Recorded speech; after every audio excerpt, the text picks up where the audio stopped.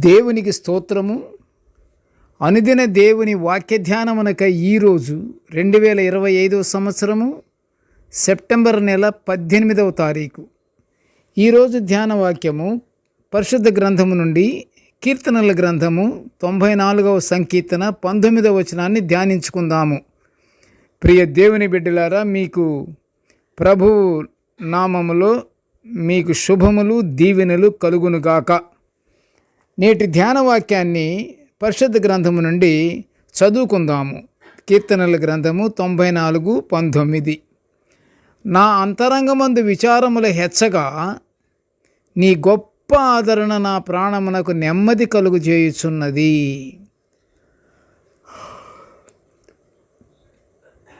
ప్రియ దేవుని బిడ్డలారా, నేటి ధ్యానవాక్యమును ఈరోజు మనము ధ్యానించుకొనుచున్నది బాధలు విచారములు గలవానికి నెమ్మది కలిగించే దేవుని ఆదరణ గురించి మనము ధ్యానించుకుంటున్నాము.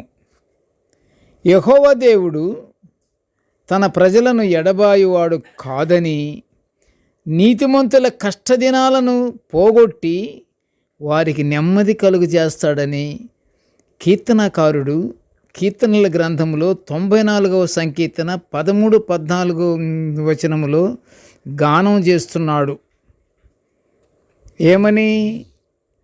తన ప్రజలను ఎడబాయివాడు కాదు, నీతిమంతులకు కలిగే కష్టాలను వాటిని పోగొట్టి వారికి నెమ్మది విశ్రాంతి కలుగజేస్తాడు అని కీర్తనకారుడు కీర్తన పాడుతున్నాడు. ఒక్కోసారి పరిస్థితులు ఎంత విచిత్రంగా మారిపోతాయంటే, ప్రియ దేవుని బిడ్డలారా, ఏ వైపు చూసినా ప్రతికూలతలే.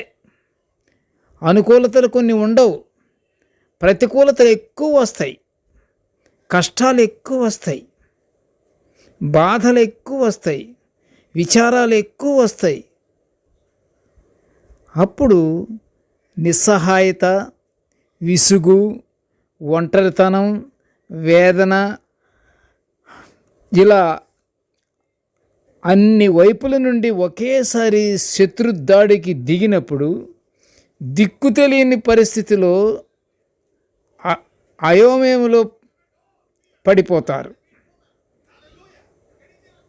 ఇక్కడే నీవు దేవుని బిడ్డవేనా లేక నీతిమంతుడువా అని తేల్చుకునే పరీక్షా సమయం.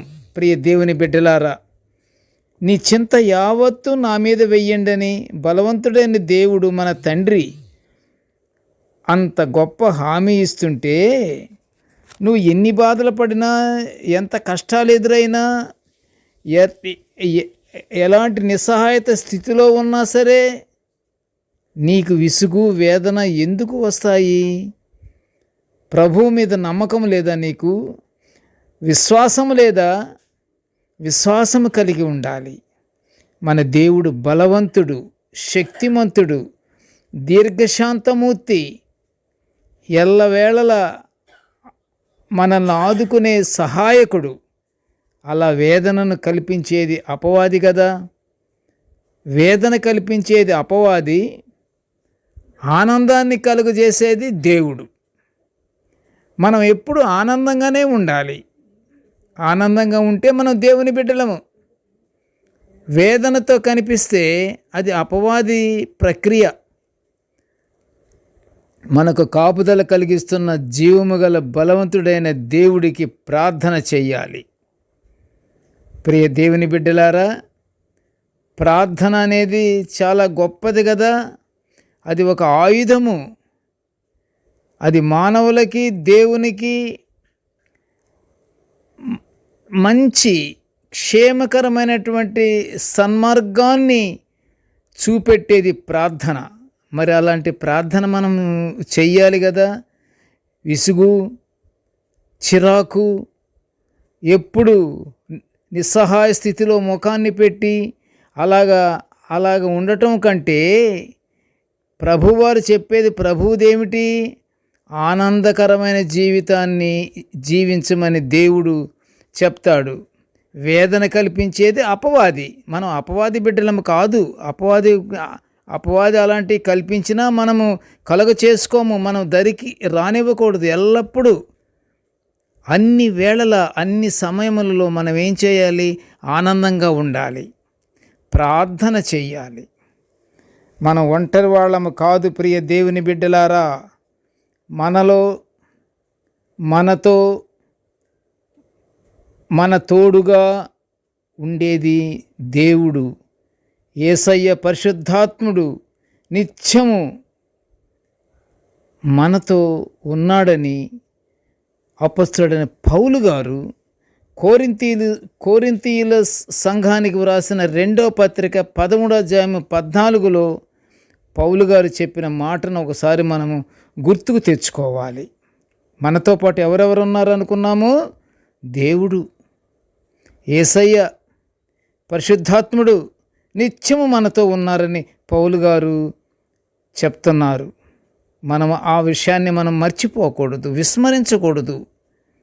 మన పరిస్థితిని ఆయన చేతిలో పెట్టి నిరీక్షిస్తుంటే మనం ఎదుర్కొన్న ప్రతికూల పరిస్థితిని ఆశ్చర్యకరంగా మార్చి గొప్ప ఆదరణను, అనుకూల పరిస్థితిని మనకు అనుగ్రహించి మితిలేని సమాధానమును, హృదయములో సంతోషమును నింపి మన నోటి నిండా నవ్వు కలుగు చేస్తాడు. ప్రియ దేవుని బిడ్డలారా, అట్టి దేవుణ్ణి మనం కలిగి ఉన్నాము. అట్టి ప్రభువును మనం కలిగి ఉన్నాము. మనకి ఆనందాన్ని కలుగజేసే మన దేవుడు ఉన్నాడు. కష్టాలలో ఆదుకునే మన దేవుడు ఉన్నాడు. అయితే ప్రియ దేవుని బిడ్డలారా, ఎల్లప్పుడూ ప్రార్థన యందు పట్టుదల కలిగి దేవుని విడవకుండా కానీ మనం నిత్యము ప్రార్థన చేస్తుంటే దేవుడు తప్పకుండా మనకి క్షేమాన్ని అనుగ్రహిస్తాడు, మనకి పరలోక ఆశీర్వాదాలు అనుగ్రహిస్తాడు. ప్రార్థన చేసుకుందాము. కృపగల తండ్రి, జీవముగల నాయన, నీకు స్తోత్రాలు ప్రభువా. నీ దివ్యమైన వాక్యాలను మేము నిత్యము ఇలా ధ్యానించుకునే గొప్ప భాగ్యాన్ని మాకు అనుగ్రహించినందుకు నీకు ఘనమైన స్తోత్రములు నాయన. కృపగల తండ్రి, మేము ఎల్లప్పుడూ తండ్రి నీ సన్నిధికి మేము ఇలా ధ్యానించుకుంటూ ఆనందముతో జీవించే భాగ్యాన్ని మాకు అనుగ్రహించమనియు తండ్రి, నేటి ధ్యాన వాక్యాన్ని వినుచున్న ప్రతి బిడ్డను ఆశీర్వదించిన ఆయన, ప్రతి బిడ్డకు ఆనందాన్ని అనుగ్రహించి తండ్రి, నీకు బిడ్డలముగా మేము జీవించే భాగ్యాన్ని మా అందరికీ అనుగ్రహించమని ఈ మనములన్నీ యేసయ్య పుణ్యనామమున వినయముగా వేడుకొనుచుంటున్నాము తండ్రి. ఆమెన్. దేవుడు మనల్నందరినీ బహుగా దీవించుగాక. Amen, amen, amen.